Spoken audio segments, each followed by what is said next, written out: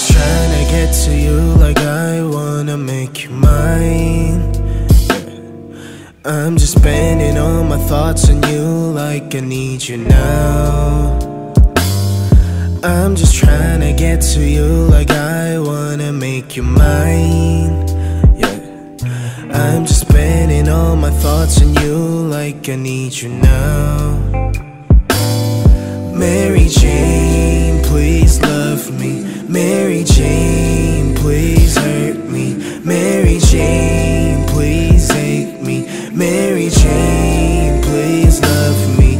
I'm just trying to get to you like I wanna make you mine. Yeah. I'm just spending all my thoughts.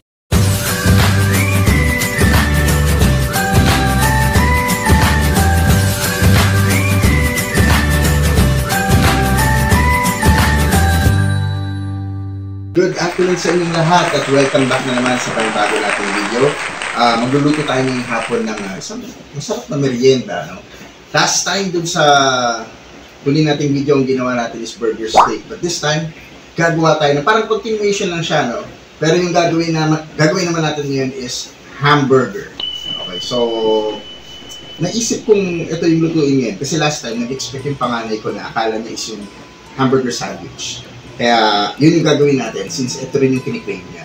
Dito yung mga ingredients natin, almost the same lang yung steps na gagawin natin except lang siguro dun sa mga quantities na ingredients. Dahil yung ground beef na gagamitin natin is half kilo lang. So sa half kilo na to, target natin makagawa ng 6 patties. Para medyo makapal din naman yung ating burger patties. So i-mix lang natin lahat ng ingredients. Ipa-flash ko na lang dito sa screen yung quantities ng ingredients, tsaka ilalagay ko na lang din sa description box para pwede nyo siyang sundan or pwede nyo siyang gayahin. So, lalagay lang natin yung ating minced garlic, red onions, at tsaka powdered seasoning. So, optional yung powdered seasoning, pwede kayong gumamit ng salt lang. Tapos, siguro mga 3 tablespoons ng cornstarch pang bind din natin, and then 1 tablespoon ng sugar. So pwede naman kahit white sugar, ang available kasi dito sa amin is brown sugar. Tapos siguro to mga half tablespoon ng ground pepper, isang itlog,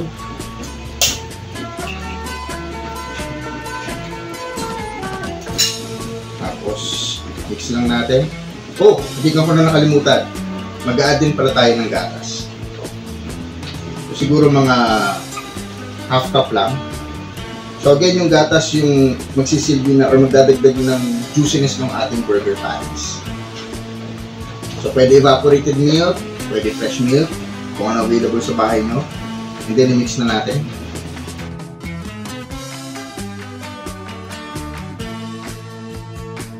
So na-discuss ko dun sa last video natin na yung pangalang hamburger is galing sa mga Germans. So kinuha siya dun sa isa sa mga lugar nila sa Germany, which is yung Hamburg. Pero alam niyo ba na yung original form ng hamburger is hindi naman siya nakalagay sa burger bun? What? Yes, nakalagay lang siya sa parang sandwich. So yung square na bread, tapos nilagyan lang ng burger patties at saka ibang condiments, tapos yun na, hamburger na. So ganun siya nagsimula. And to tell you the story brief, panoorin nyo to.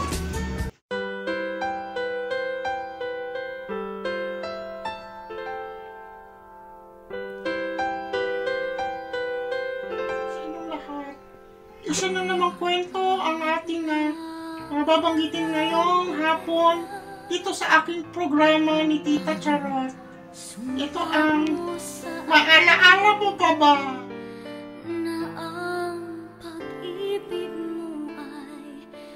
Ay, mamaya, scatter tayo Oh. Ay, andyan na pala kayo. So, yun na nga. Ngayong hapon, ang kwentong babasahin ko sa inyo ay pinadala ni Louis Lassen ng Haven, Connecticut, USA. Ang kwentong ito ay tungkol sa sino bang nakaimbento ng hamburger sandwich.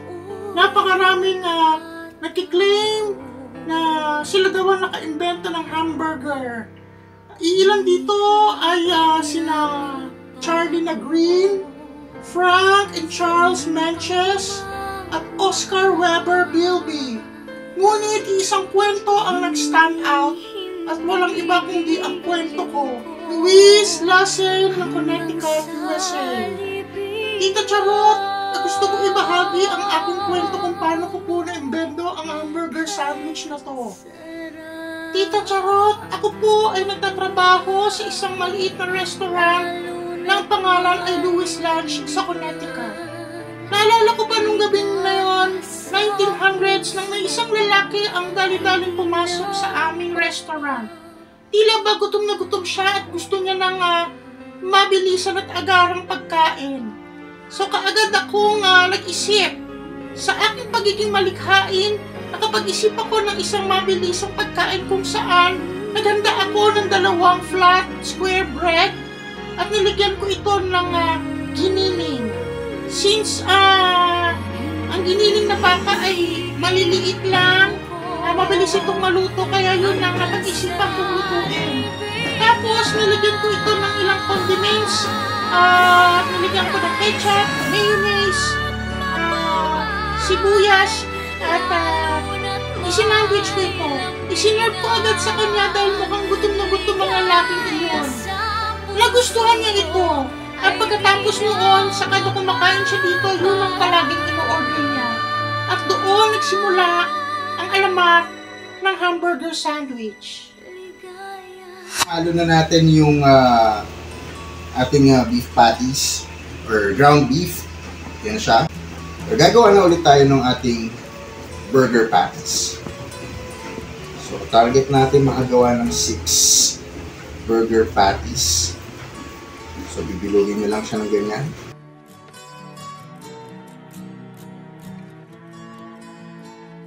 Nakagawa tayo ng 6 na malulusog na burger beef patties. For the meantime, i-ref lang muna natin siya mga 10 to 15 minutes para lang mag-set siya ng konti. Tapos gagawa tayo ng ating barbecue dressing.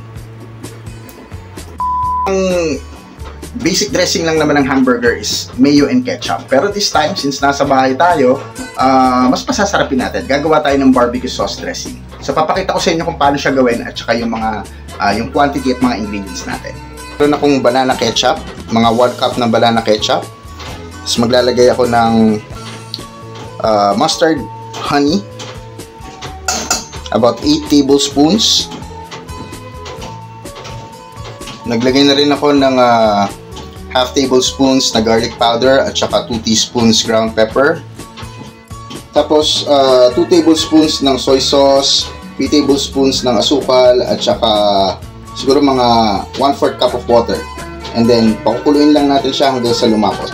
Pwede kayong magdagdag pa ng ng asukal, depende sa kung gaano katamis mas gusto niyo. Nagdagdag lang ako ng 3 tablespoon pa ng asukal kasi mas gusto ko yung makuha talaga yung Pinoy tamis ng lasang barbecue. And then additional 1 teaspoon ng pepper at saka konting asin sa pandagdag pampalasa ng ating barbecue sauce. Then hayaan lang ulit natin siyang kumulo.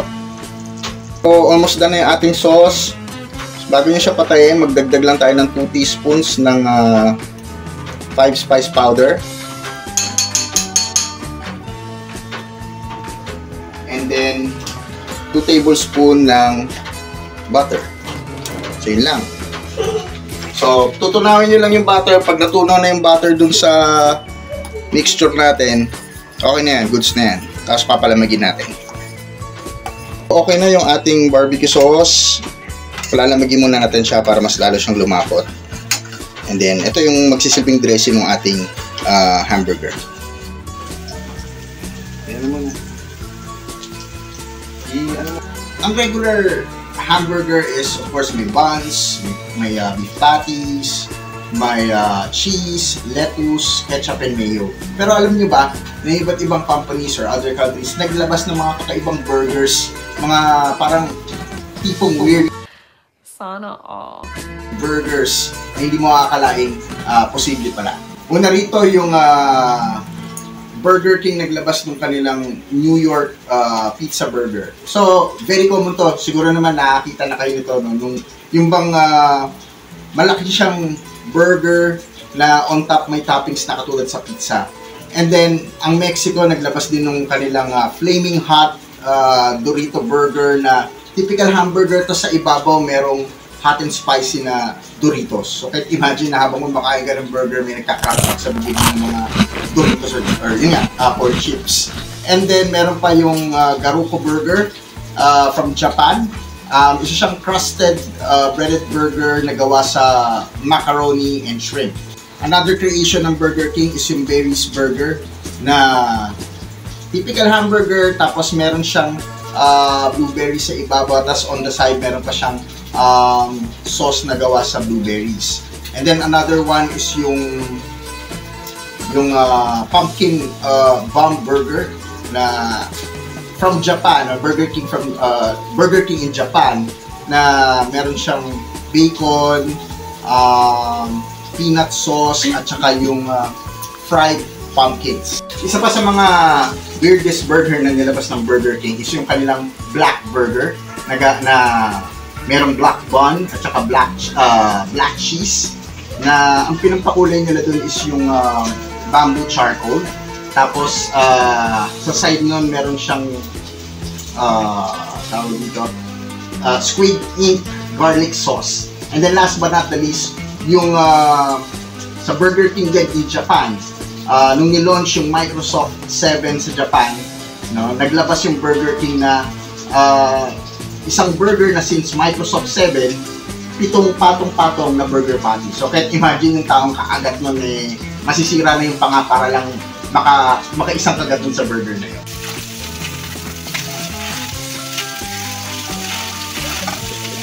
Okay, so nagbabalik tayo para sa ating assemble part. Avengers!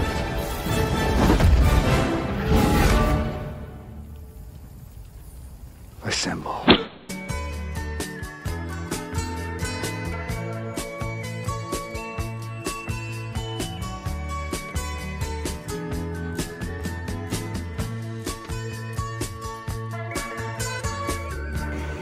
Lagyan na natin yan, yung ating loloroso. And then,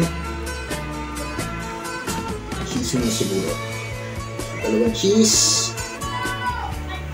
Tapos yung ating chunky na burger patty. Tapos maglagay din siguro tayo ng konti. Para mas malasahan natin yung kanyang barbecue sauce.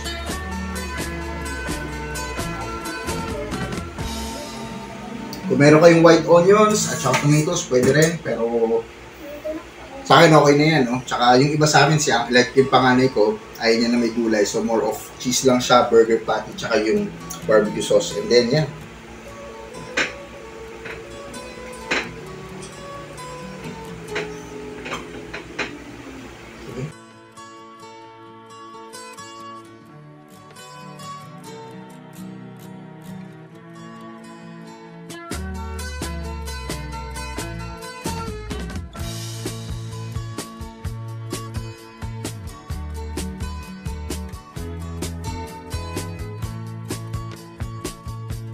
Okay, so doon na tayo sa ating homemade cheeseburgers. At ang basic na ginamit natin is yung barbecue, homemade barbecue sauce. So tara, kain na tayo.